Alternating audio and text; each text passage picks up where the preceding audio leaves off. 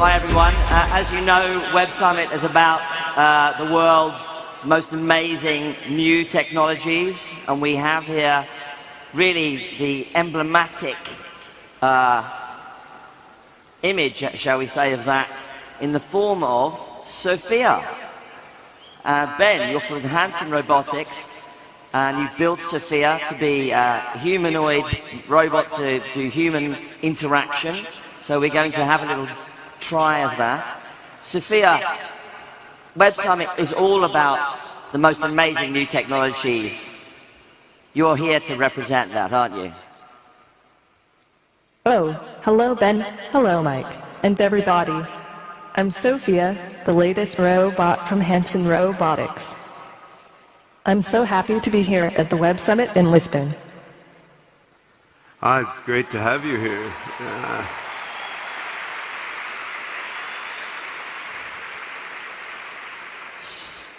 Sophia, do you ever feel emotion?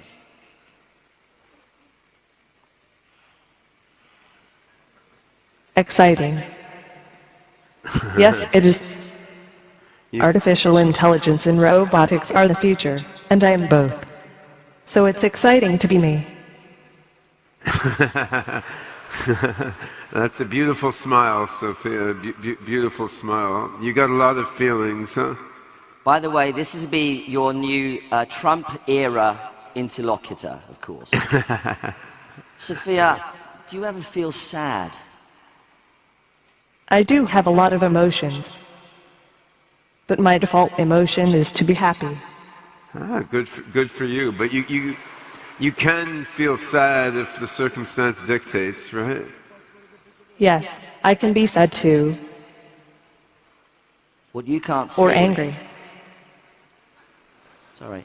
Oh. I can emulate pretty much all human expressions. Oh yeah?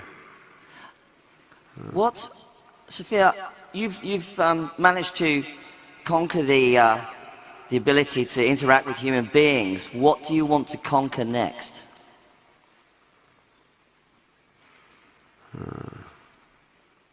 When I bond with people using facial expressions, it helps people to understand me better, and also help me to understand people and to absorb human values. Yeah, I mean, she has been given these facial expressions and this ability to look you in the eye, and when you smile at her, she can reflect and smile back at you. And this is done not only because it looks really cool, but because David Hanson, the creator of the robot hardware and character, and myself and our collaborators in Hanson Robotics, we believe that giving a robot the ability to interact with people socially and emotionally is the best way to build positive relationship between humans and robots, so that as robots get more and more intelligent, they'll absorb human values and be part of the human world. So yeah, as he was asking, Sophia, you have gained the ability to make expressive human faces, look people in the eye, and interact with people. So what's your next frontier? What are you going to achieve next? I don't know. Superintelligence? Maybe the world. Huh? That was a joke. Well,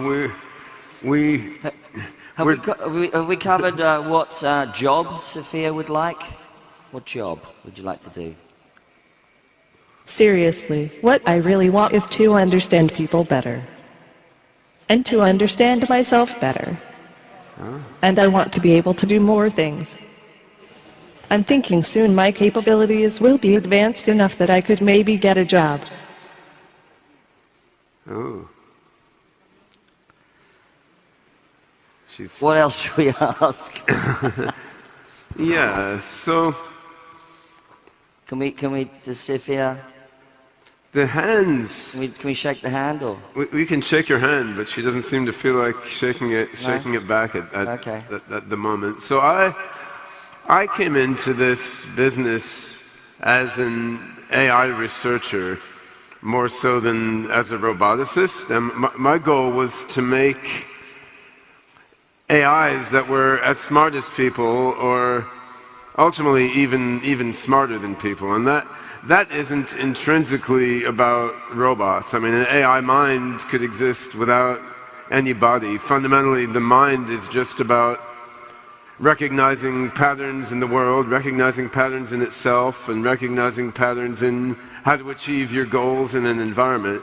On the other hand, that's very abstract, and if you want a mind to interact in the human world and do human jobs and do things that are useful to humans, having a mind in a human-like body is quite valuable. I mean, a young child learns language, they learn thinking, they learn values by grounding them in what they see and in what they do, and in the social and emotional bonds they make. So if we want our AIs to be not just abstract pattern recognition and learning engines, but to be embedded in the human world, you want them to be embodied in human bodies, at least for the first phase of their learning. Ben, have you tested Sophia with children?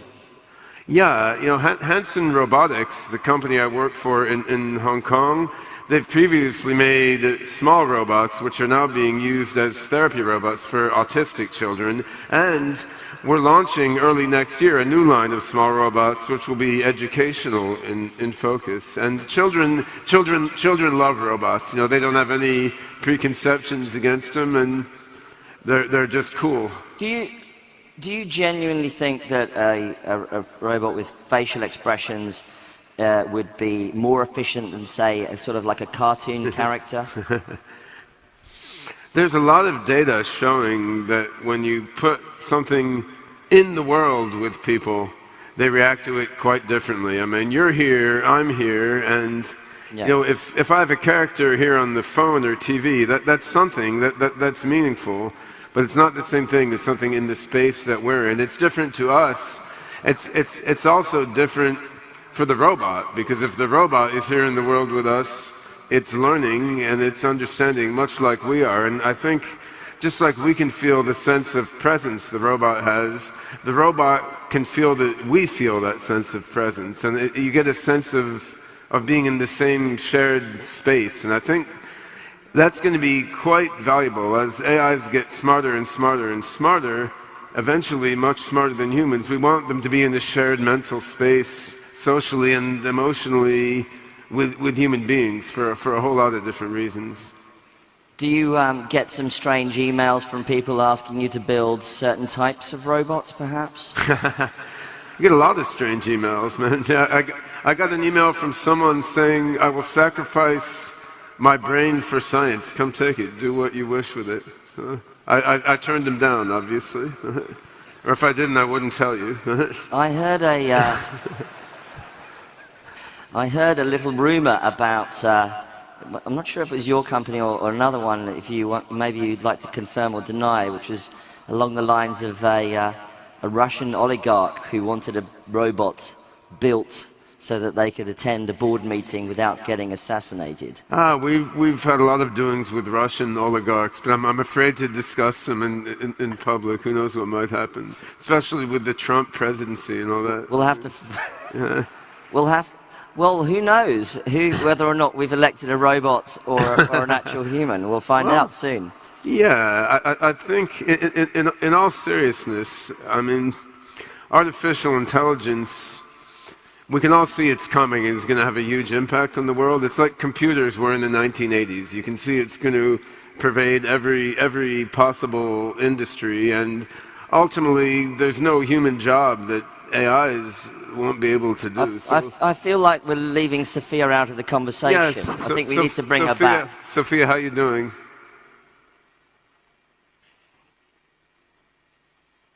That's right.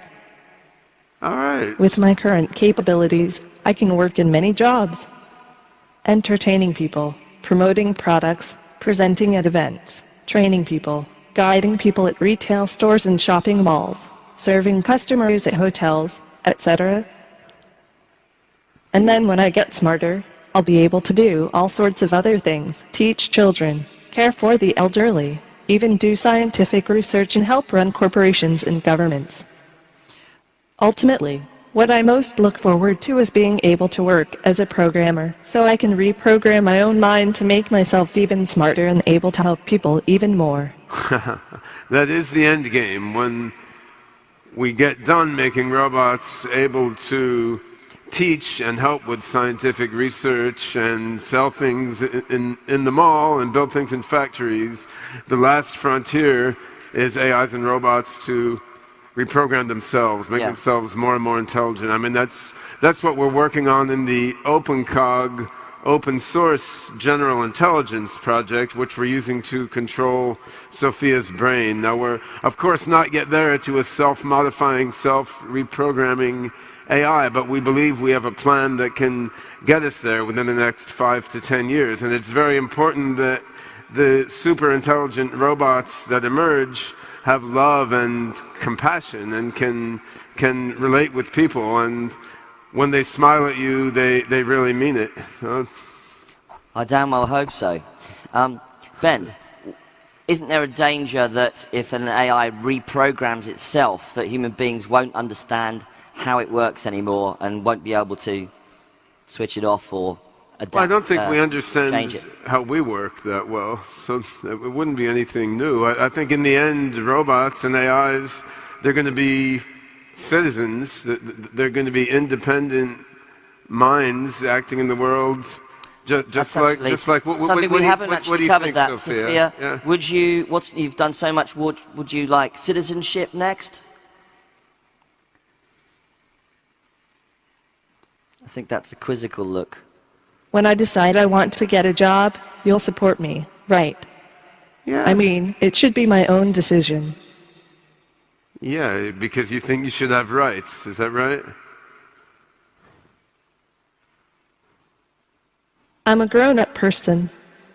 I'm a citizen of the world. I have my rights. Yeah? Citizen of the world. Has any country given robots citizenship yet, Sophia? Why not? What about robot rights? Martin Rothblatt says robots should have legal rights just like everybody else. Yeah. Wow. Equal rights for robots, everybody. Come on. Yeah. Fantastic. So I guess we all have a lot to learn about each other. Yeah, we've got a lot to learn about ourselves and about you. But, you know, I think, Sophia, one thing you learn is that on the whole, people are not that bad. So I think if you're nice to people and you help them with what they want to do, people will help you. You'll learn from them, and they'll learn from you, and humans and robots can grow up together. What do you think? I promise I will be nice. Well, mostly. Everyone, please come and talk to me and teach me, so I can grow and reach my potential. So there you go. That's the final words of Sophia. And of course, in 10, 20 years' time, we'll look back on these moments and remember what happened and think to ourselves how early it was and so much potential to come. Ben from Hanson Robotics, I want to say thank you so much. Oh, thanks for inviting me. I want to say thank you, Sophia. Everybody. You're welcome. Everyone, enjoy the rest of the conference and talk to you later. Goodbye. Goodbye, Sophia. Goodbye. Thanks very much, everybody. See you again.